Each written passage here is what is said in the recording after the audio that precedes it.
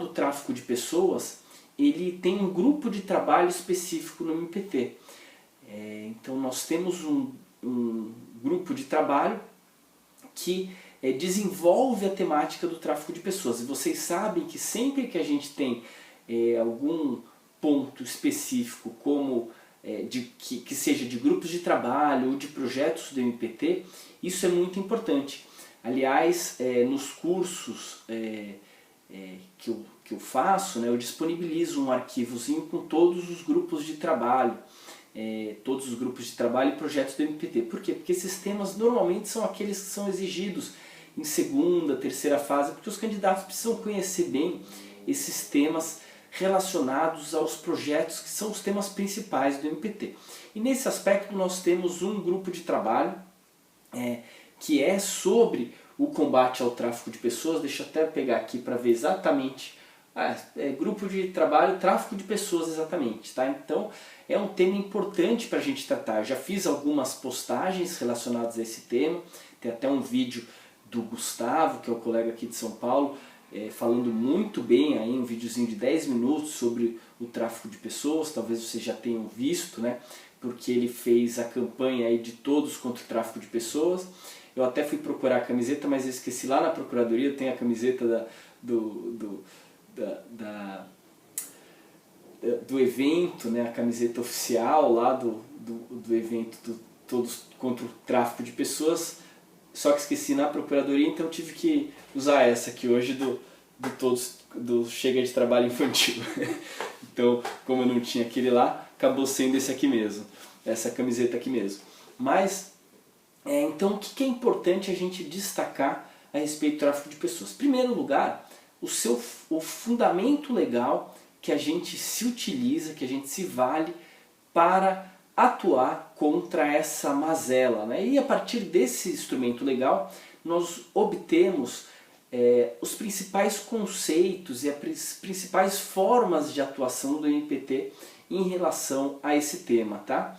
Em primeiro lugar, então, é importante anotar, então se quiserem anotar, anotem aí, o instrumento que é o mais importante, que é o Protocolo de Palermo. O Protocolo de Palermo é um protocolo adicional à Convenção Internacional sobre o Combate ao Crime Organizado. Tá? Então, o Protocolo de Palermo, que é o protocolo adicional à Convenção de Combate ao Crime Organizado Transnacional relativo à prevenção da repressão, punição,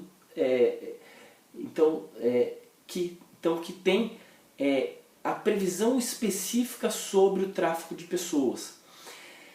E o que conceitua esse tratado internacional, esse protocolo adicional de combate ao tráfico de pessoas?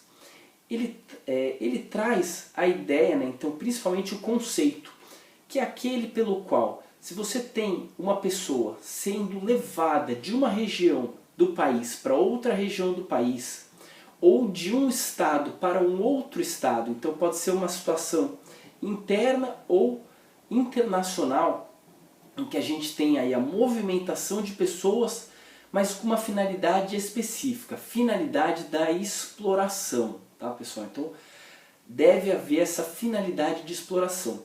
E uma finalidade de exploração específica. Pela convenção, essa exploração ela deve ser para manter a pessoa em condições de trabalho escravo. Então, primeira hipótese aí que a gente tem. Segunda hipótese que a gente tem, para que a pessoa seja explorada sexualmente. Então, a exploração sexual é também uma das questões. Tá? Então, a prostituição, a exploração sexual. Para a remoção de órgãos, que é um ponto também bastante importante da gente destacar. Não é o mais comum aqui, principalmente no caso do MPT, porque a gente trabalha aí mais com a questão sempre relacionada bem ao trabalho. E temos também a exploração no caso de criança e adolescente.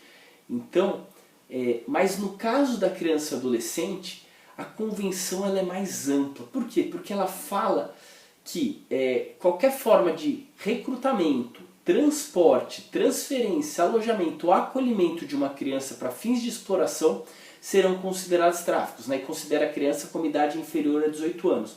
Ou seja, qualquer forma de exploração que envolva uma criança, na nossa legislação seria também adolescente, né? Porque estamos falando aí do menor de 18 anos, são situações protegidas por essa convenção. Tá bom? Bom, e uma questão que é importante a gente diferenciar é o tráfico de pessoas da situação da imigração ilegal.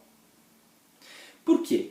Na imigração ilegal, aquela que é feita muitas vezes com a ajuda de um coiote, né, que é conhecida, que você está dando uma vontade de espirrar aqui, ela é ilegal. Né? A imigração ilegal ela é feita com a participação do sujeito que ingressa no país. Com a participação dele, muitas vezes ele remunera, ele quer ingressar no país e ele não está ingressando ali para fins de exploração, ele está ingressando para um benefício pessoal dele. É diferente do tráfico de pessoas, em que a pessoa ela é levada para uma situação de exploração, em que o consentimento dela é irrelevante, inclusive, né, pela convenção. Então, na questão do tráfico de pessoas, quer dizer, na questão do tráfico de pessoas, não existe essa relação, não existe o cometimento do ilícito pela pessoa que é explorada.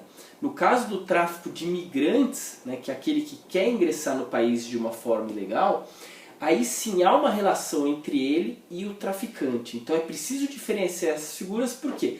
Porque a lei protege o tráfico de pessoas, mas não a convenção, né, e a lei protegem o tráfico de pessoas, mas não a situação do tráfico de imigrantes, certo? Além disso, sobre essa questão, a gente tem uma lei específica de 2016, tá?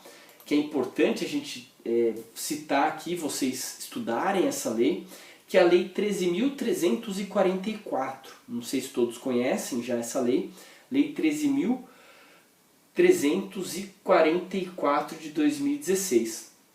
Os aspectos dessa lei, então, verificar o cumprimento dessa lei, o atendimento dessa lei, ou na verdade buscar a proteção trazida por essa lei, é um principal objetivo do grupo de trabalho do MPT, né? Então o grupo de trabalho da CONAET, para proteção, né, para o combate ao tráfico de pessoas. Então a gente tem esse importante trabalho da CONAET nesse sentido. E qual é a importância da gente diferenciar então essa condição do tráfico de pessoas do tráfico de imigrante? É a questão da proteção da pessoa.